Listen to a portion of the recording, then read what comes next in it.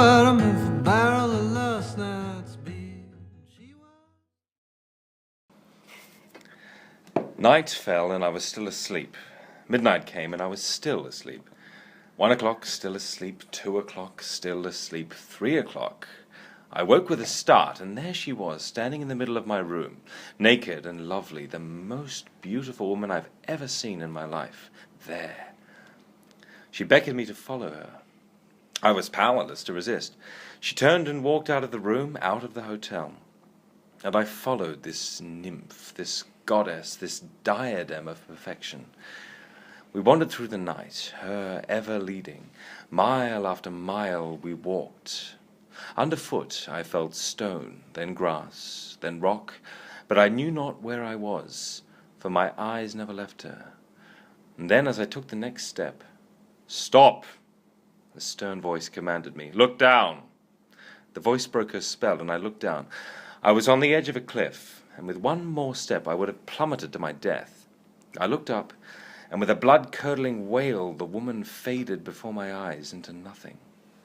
"Come over here and sit by my fire," the voice said, and I saw now an old man sitting in front of a fire so small it gave off little warmth and even less light. Troubled, I sat down opposite him. "What apparition have I just seen?" I asked. "The ghost of Esmeralda," he replied. "Tell me of her so I may know of her fate," I said. So he told me that long ago in Venecia lived the young Esmeralda. And all who saw her declared her the most beautiful woman to have ever lived. Her fame grew as she did, and from town and country men would come to Venecia to gaze upon her and tremble. But her blood was cold and full of malice. She would play upon all, especially young men, and use and dispose of their hearts with wanton cruelty. She wielded her beauty as some terrible power, and all ensnared she manipulated until they were left bereft, broke and broken. But came to town one day a young man, a travelling piper. Now this young man, Aldo was his name, had been born blind, but to compensate, fate had bestowed upon him the sublime gift of music. His tunes would charm the very air, each note a perfect sphere of sound to melt upon your ear, and each tune a liquid journey through memory and time. A melody from his pipe, and the world would stop entranced and bathe in the cool, clean waters of his music. He was playing one such tune under the great tree one day, when Esmeralda came by. The first note that found her ear caressed her. The second note held her. The third note hypnotized her. She left the arm of her latest unfortunate suitor, and floated over to Aldo. She closed her eyes, his music rained softly over her. In that moment she touched the ecstasy of discovering true beauty. And being who she was, once discovered, she wanted to own it completely. She sat down in front of Aldo and unleashed her perfect smile. But blind, he could not see it, and continued playing. She allowed another tune to wash through her, then placed her hand on his knee. He stopped playing. "Your music is a thing of beauty," said she. "Thank you," said he. "I, too, am a thing of beauty," said she. "Are you? Would you like to touch my face?" "What is your name?" said he. "Esmeralda is my name." "Then I would not want to touch your face, Esmeralda, for I have heard of your beauty, and would fear what would become of me if I knew it truly." Esmeralda rose in cold fury. "You stupid boy," said she. "Remain wedded to your silly music, then, and not to me," and she walked away. But Esmeralda could not stay away from such purity for long. The next day she returned and sat cross-legged in front of the playing Aldo, his melody surging inside her. "Aldo, will you touch my face?" she asked after a while, touching his knee as she spoke. "Esmeralda, I will not touch your face," he replied, and returned to his music.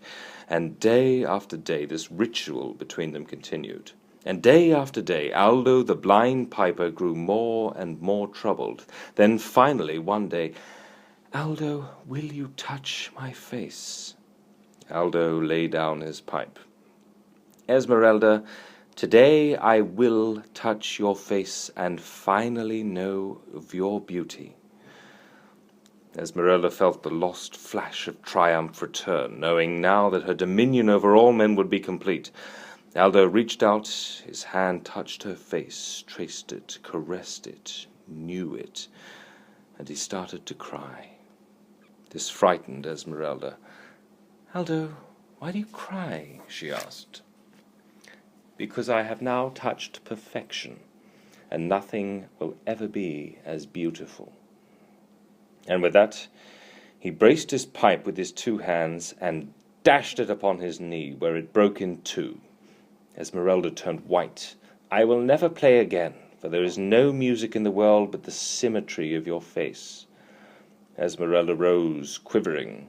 What had she done? Her desire for dominion had robbed the world of the gift of true beauty. Hers was ephemeral, a brief moment between the stars, yet his was eternal, vibrating as the unseen fabric of the universe. And she had destroyed it, robbed it of its existence. With a grief-stricken cry, she turned and fled. She wandered inconsolable, her hatred turned inward, where it consumed her sanity with guilt and shame. She came to the edge of a high cliff. She looked up to the sky and saw no music there to fill it, and so willingly she stepped out into nothing and fell to her death. And yet not even in death was her desire for dominion fully extinguished. And so she continues to search for weak and eager souls to join her in her ever-silent night. And as he finished the tragedy of Aldo and Esmeralda, the sun came up and gave us more light. And there, sitting sadly in the old man's lap, was a wooden pipe, broken in two. I looked to his face, and saw that he was blind.